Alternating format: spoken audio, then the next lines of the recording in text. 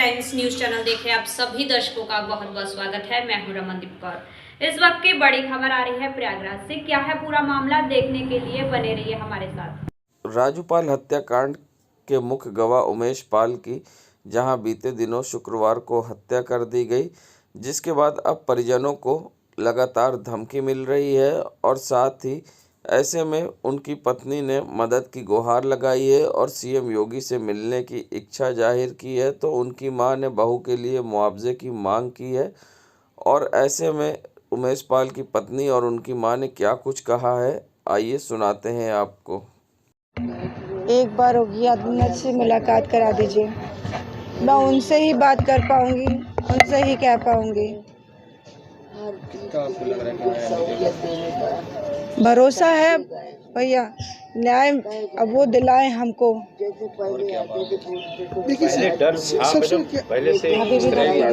अभी भी समझ लीजिए फोन पे धमकी मिल रही है। आदमी को गली तक आकर, गली में आकर के मार रहे हैं। तो ये घर है थोड़ी दूर में ही है, यहाँ भी सुरक्षित हम नहीं है। कम से कम हमको घर का चलाने वाले इकलौते वही थे। अब किस तरह से आपको परेशानी का सामना करना पड़ा, कितनी मांग करेंगे सरकार? सबसे बड़ी बात यह है कि आज आप एक डर के साए में जी रही हैं। पिछले मुकदमों के भी फैसले 200 साल पुराने हो चुके हैं, लेकिन तो फैसले नहीं आई हैं। आपको क्या लगता है कि इस मामले में फैसला कितनी जल्दी आएगा? मुझे जल्द निर्णय मिलना चाहिए, जिस तरह से उन्होंने कहा है। मुझे इस चीज़ के लिए निर्णय तुरंत मिलनी चाहिए। शासन जैसा चाहेगा वैसा उनके साथ हो सकता है।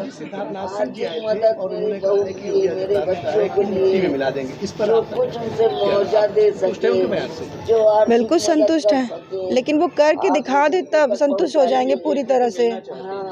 अब मुझे एक बार योगी आदित्यनाथ जी से मुलाकात करा दे बस।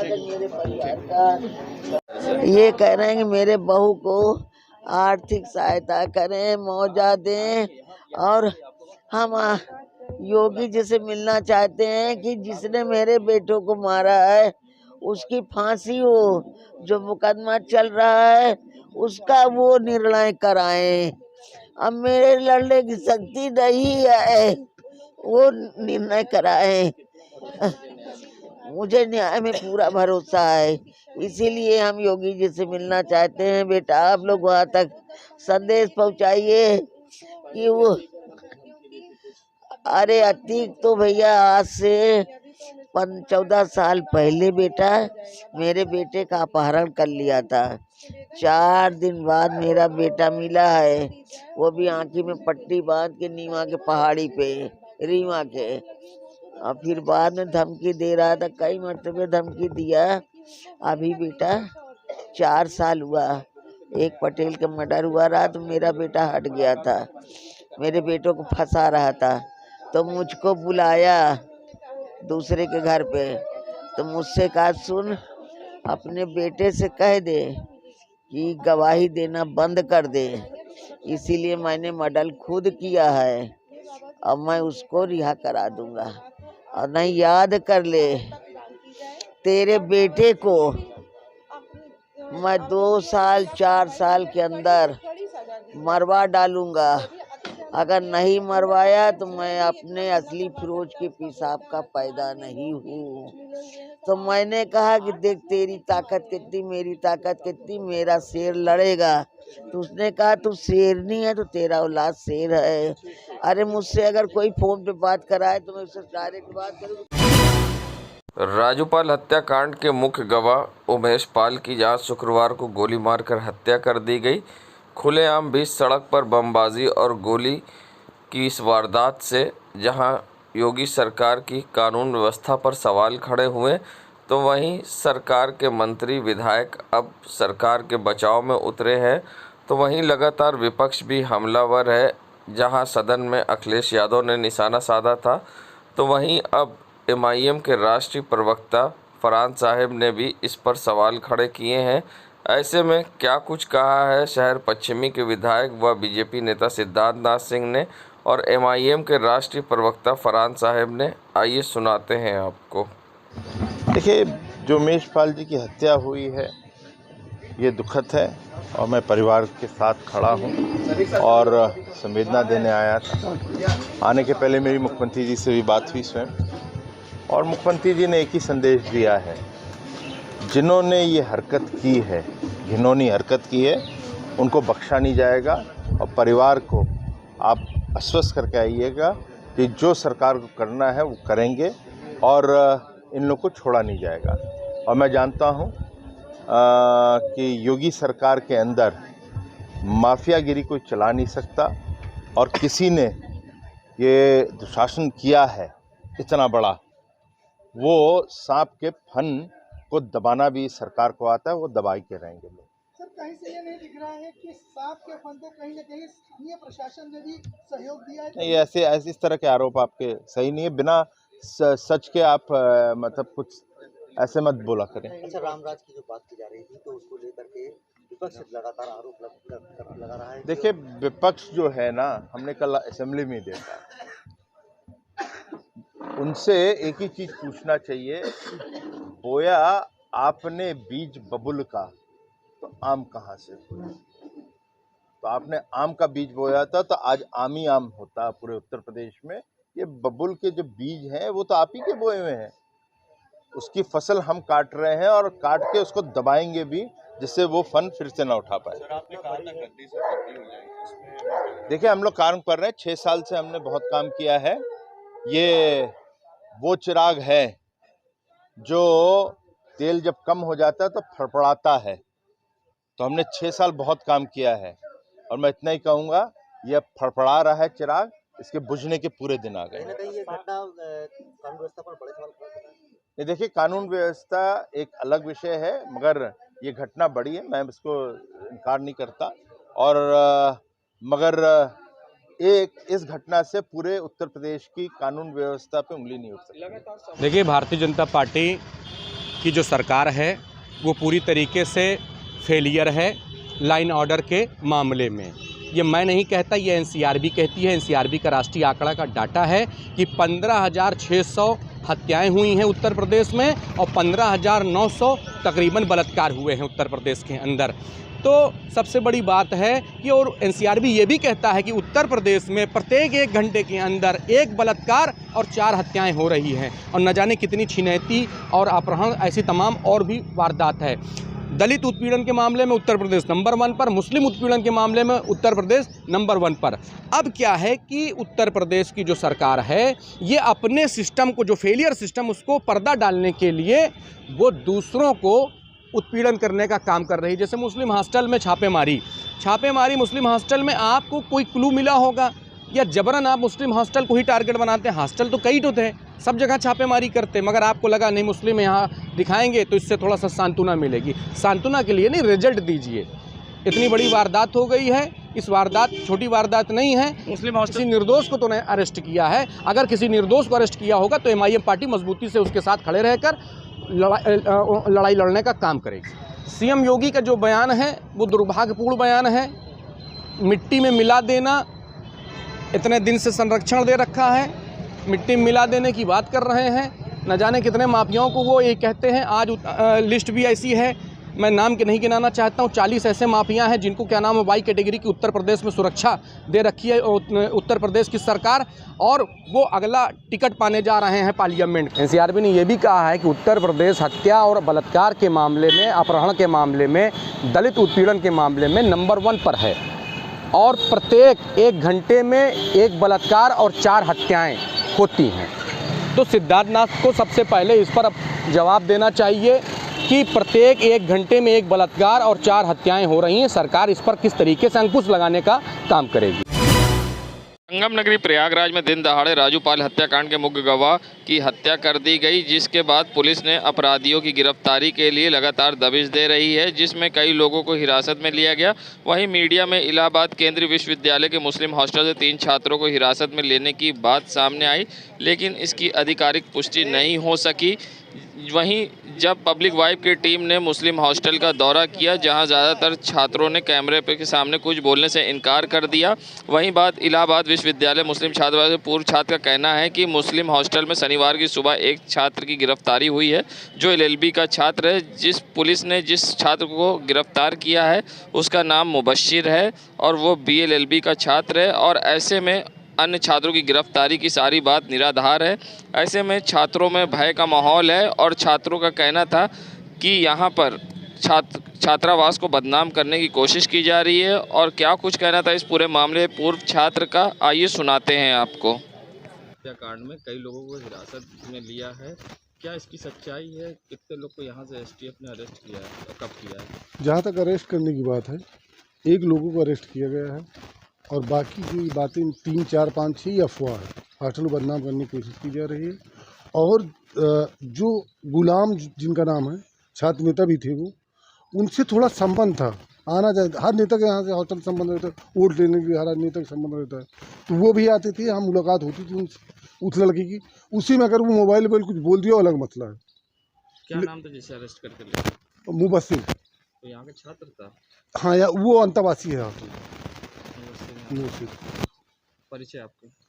हम मोहम्मद अफजाल, मैं यहाँ का 2006 में पास आउट हूँ, हॉस्टल में रहता था। अभी सीनियर हूँ, तो यहीं हम रहते हैं, तो आने जाना लगा रहता है, जैसे ग्राउंड में आके कभी खेलने कूदने।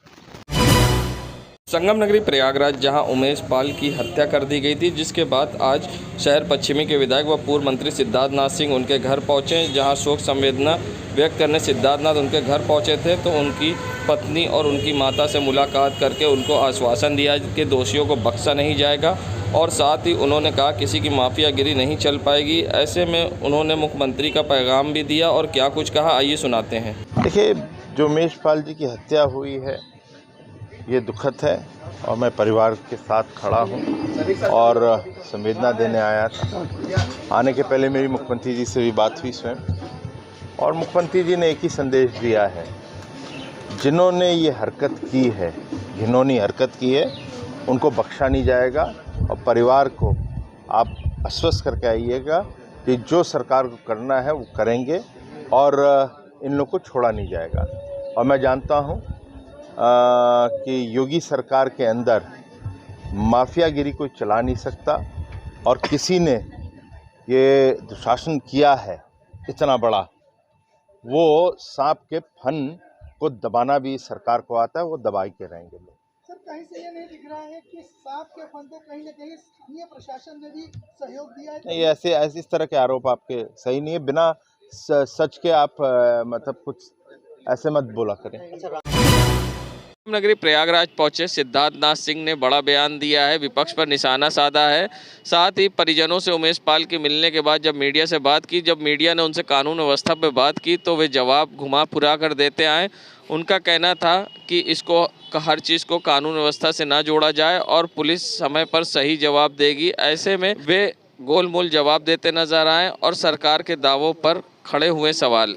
विपक्ष जो है ना, हमने कल असेंबली में देखा कि पूछना चाहिए, बोया आपने बीज बबुल का तो आम कहाँ से हुआ? तो आपने आम का बीज बोया था तो आज आम ही आम होता पूरे उत्तर प्रदेश में। ये बबुल के जो बीज हैं वो तो आप ही के बोए हुए हैं। देखिए, हम लोग काम कर रहे हैं, 6 साल से हमने बहुत काम किया है। ये वो चिराग है जो तेल जब कम हो जाता है तो फड़फड़ाता है। तो हमने 6 साल बहुत काम किया है और मैं इतना ही कहूँगा, ये फड़फड़ा रहा है चिराग, इसके बुझने के पूरे दिन आ गए। ये घटना कानून व्यवस्था पर बड़े सवाल खड़े कर रहा है। ये देखिए, कानून व्यवस्था एक अलग विषय है, मगर ये घटना बड़ी है, मैं इसको इनकार नहीं करता। और मगर इस घटना से पूरे उत्तर प्रदेश की कानून व्यवस्था पे उंगली नहीं उठ सकती। लगातार सवाल खड़े हो रहे हैं कि जब से कमिश्नर प्रणाली लागू हुई है, देखिए ये सब कहने की बातें होती हैं, मगर कमिश्नर प्रणाली एक अच्छी व्यवस्था है, उससे बहुत सुधार होते हैं। तो आने वाले समय में आप देखिएगा। 24 घंटे से ज्यादा का वक्त आप छोड़ दीजिए, आप ये सब चीज़ें पुलिस पे छोड़ दीजिए। ये जितनी भी है इन्वेस्टिगेशन सही दिशा पे चल रही है। कुछ चीज़ें बताने की नहीं होती है मीडिया में हर दफ़े, और इसलिए जो पुलिस को जिस समय बताना है, कैसे बताना है, वो बताया जाएगा। गुंडा राज खत्म हुआ है, इस घटना से आप पूरी चीजों को मत जोड़िए। अपना दल एस के प्रदेश अध्यक्ष जहां उमेश पाल के घर पहुंचे थे और साथ ही उनसे जब मीडिया ने सवाल किया कि 24 घंटे से ज़्यादा हो गए कार्रवाई नहीं हुई, तो ऐसे में वो सवालों से बचते नजर आए और जवाब देते में वो गोल मोल बात करते दिखाई दिए। ऐसे में उन्होंने क्या कुछ कहा, आइए सुनाते हैं आपको। आपको पूरे विश्वास के साथ कहना चाहता हूं कि कानून उनको सजा भी देगा और आपको रिजल्ट मिलेगा। इसमें यह योगी आदित्यनाथ जी की सरकार है, किसी और की नहीं है। इससे पहले भी 18 साल हो गए, एक भी रिजल्ट कोई नहीं दे सका, और जब मेरी सरकार बनी है तो उसमें भी रिजल्ट दिया था। इसमें तो मेरे कार्यकाल में उसने दुस्साहस किया है, मेरी सरकार में किया, उसको रिजल्ट मिलेगा, आप देखिएगा। बस 48 घंटे हो गए, अभी तक एक भी आरोपी पकड़ा नहीं गया। देखिए, अब मैं कह रहा हूँ, आप भरोसा करिए। 48 घंटे मान रहा हूँ, 48 घंटे से 56 भी घंटे हो सकते हैं, लेकिन आपको निश्चित है जो सही उसमें दोषी है, वो दोषी जो है पकड़ा भी जाएगा। उसके साथ वो बर्ताव होगा जो आज तक आपने सुना भी नहीं होगा। क्योंकि अभी तक तो आप कह रहे थे कि कमर तोड़ दी गई है, लेकिन कमर टूट गई थी, ये तो बता रहा है ना कि कहीं ना कहीं सरकार। मैं आपको बता रहा हूँ, आप देखिएगा इस सरकार में जो भी माफिया ने दुस्साहस किया है वो आप देख रहे हैं। आप हमारे चैनल के मीडिया के बंधु हैं, आप देख रहे हैं, पूरे प्रदेश को देख रहे हैं कि जिस भी माफिया ने अगर हिमाकत की है तो उसका दुस्साहस तोड़ने का हमारी सरकार ने किया है और इसमें भी करके दिखाएगी। सिर्फ थोड़ा सा सब्र करिए, थोड़ा सा आपका सहयोग चाहिए, आप सबका, आपको रिजल्ट मिलेगा। मैं इतना दावे के साथ कहता हूँ। दिन दहाड़े इतनी बड़ी घटना घटी है, ये निश्चित एक दुस्साहस है। दिन दहाड़े हत्या की है, दुस्साहस किया है उस अपराधी ने, तो निश्चित है उसको उसी ढंग से उसे सजा मिलेगी। आप देखिएगा, आप भरोसा करिए, आप हमारा साथ दीजिए। निश्चित मैं बता रहा हूं कि आपके बगैर भी हम आपका साथ रहना चाहिए, और हमारी सरकार आप उसके पहले भी दिखाई है, इसी ही मामले में इसी जनपद के अंदर दिया है, उसने अंजाम दिया है। और ये तो मेरी सरकार में करने का दुस्साहस किया, उसे पूरी तरह से उसको इसका अंजाम मिलेगा, और ऐसे माफिया को गर्त मिलाने का हमारी सरकार करेगी। देखिए, सब दिख रहा है, पूरा दिखेगा, आप देखिए, सिर्फ थोड़ा सा वक्त और दीजिए। बस 24 घंटे हो गए, हम मान रहे हैं आपकी बात को, लेकिन थोड़ा सा वक्त दीजिए, आपको दिखेगा, इसमें कोई दो राय नहीं। ठीक, ऐसा नहीं लगता कि उमेश पाल के साथ नाइंसाफी की गई है? वो टिकट मांग रहे थे, अगर टिकट दिया जाता, उनके MLC बनते या कुछ बनते, तो सुरक्षा उनकी ज्यादा बढ़ाई जाती। देखिए, टिकट मांगना, राजनीति करना वो विषय अलग है। यह जो दुस्साहस है, जो घटना है, ये घटना बहुत ही शर्मनाक है और दुर्भाग्यपूर्ण भी है। इसका अंजाम उसे मिलेगा, आप इसको देखते रहिएगा, निश्चित मिलेगा, उसमें कोई दो राय नहीं। राजू पाल की पत्नी है पूजा पाल, कल उन्होंने कहा हम लोग लगातार उमेश पाल लगातार मांग कर रहे थे सुरक्षा बढ़ाने की, और देखिए, वो हमारी माननीय विधायक है, वो अपना स्वयं उत्तर दे सकती हैं, इसके लिए हम उस पर नहीं टिप्पणी कर सकते हैं। नहीं, सुरक्षा हमने दी है, हमारी सरकार में आते हमने दिया, ऐसा नहीं, लेकिन घटना जो है वो बहुत ही निंदनीय है। इस्लामिक महीने शाबान की आमद के साथ जश्न का सिलसिला शुरू हो गया है। कहीं जनाबे ज़ैनब की तो कहीं इमाम हुसैन व हज़रत अब्बास की यौम विलादत पर जश्न की महफिल गुलजार हो रही है। 1 शाबान को जनाबे ज़ैनब की आमद पर जश्न की महफिल सजी, वहीं इमाम हुसैन व हज़रत अब्बास की यौम विलादत पर शोहराए ने एक से बढ़कर एक अशार पढ़कर दाद बटोरी। करेली के इबाद खाना दरियाबाद में मस्जिद गदा हुसैन दरगाह हज़रत अब्बास के साथ दारा शाह अजमल में बसारत मंजिल में रज़ा इस्माइल शफ़ीक व ज़िया इस्माइल शफ़ी की ओर से जश्न हुसैन की महफिल, तो करेली में अब्बास गुड्डू की ओर से जश्न सब्रो वफ़ा के मकसद से महफिल सजाई गई। शायर रुस्तम साबरी ने पढ़ा। वहीं दूसरी तरफ जहां करेली दारा शाह अजमल में जश्न की महफिल नाज मल्टी स्पेशलिटी हॉस्पिटल एवं आई हॉस्पिटल की ओर से एक कैंप लगाकर निःशुल्क परिवार स्वास्थ्य कार्ड बनाए गए, जिसमें 1 साल तक प्रति रविवार को जहां स्त्री रोग विशेषज्ञ, नेत्र रोग विशेषज्ञ, जनरल मेडिसिन के साथ कई प्रकार की जांच कराने की निःशुल्क सुविधा प्रदान की जा रही है। लगभग 8000 लोगों ने इस योजना में मुफ्त जांच रजिस्ट्रेशन कार्ड बनवाया। राजू पाल हत्याकांड के गवाह उमेश पाल की जहां हत्या कर दी गई, जिसके बाद उनका शव दूसरे दिन उनके घर पहुंचा तो कोहराम मच गया। बाद में अंतिम संस्कार के लिए शव ले जाया गया। वहीं अंतिम संस्कार के बाद जहां राजू पाल की पत्नी पूजा पाल उमेश पाल के घर पहुंची घर वालों को दिलासा देने, तो वहां पर मौजूद उमेश पाल की बहन से पूजा पाल की तीखी नोकझोंक हो गई। बात इतनी बढ़ गई कि बीच बचाव लोगों को करना पड़ा। ऐसे में वीडियो सोशल मीडिया पर वायरल हो गया। ऐसे में क्या कुछ कहना था उमेश पाल की बहन का और पूजा पाल का, आइए सुनाते हैं आपको। सब भागने वाले हैं, मुँह छुपाने वाले हैं, वो शेर हैं।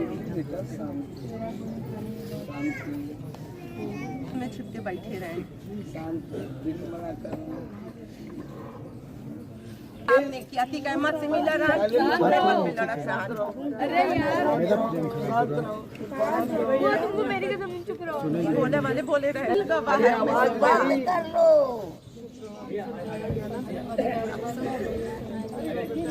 अब जान गंवा के तय दिए ना कि अभी पास नहीं मिला रहा।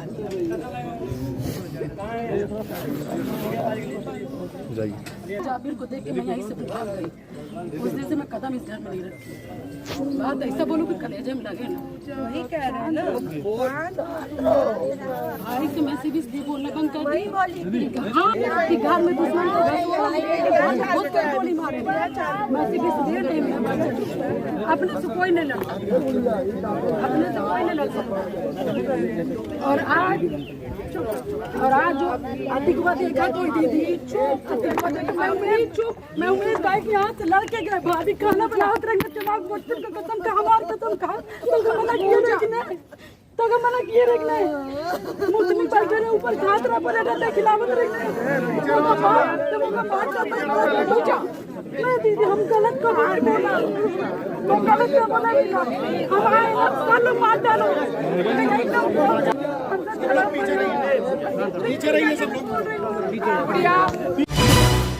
संगम नगरी प्रयागराज के अतरसोइया थाना क्षेत्र के पांडे चौराहे पर हुआ दर्दनाक हादसा। बाइक सवार युवक को नगर निगम की कूड़ा उठाने वाली गाड़ी ने रौंदा। मौके पर युवक की मौत हुई है। बता दें महेश नामक युवक गंगागंज निवासी है। पांडे चौराहे से गुजर रहा था कि अचानक नगर निगम की कूड़ा गाड़ी से टक्कर होने से मौके पे ही दर्दनाक मौत हो गई। वहीं मौके पहुंची पुलिस जाँच में जुट गई है और स्थानीय लोगों का क्या कुछ कहना, आइए सुनाते हैं। बड़े भैया ये एक्सीडेंट हुआ है, नगर निगम की गाड़ी कूड़ा वाली जा रही थी और जानते हैं बहुत स्पीड से चलाते हैं, कोई यहाँ ब्रेकर नहीं है, जैसे पाते भागते रहते हैं और ये बेचारे पीछे से आ रहे थे और कैसे गया एक्सीडेंट हो गया। बेचारे के ऊपर गाड़ी जो है स्लिप कर गई, क्या हुआ है वो दब गया है, दब के मर गया। गाड़ी का नंबर जानते हैं क्या?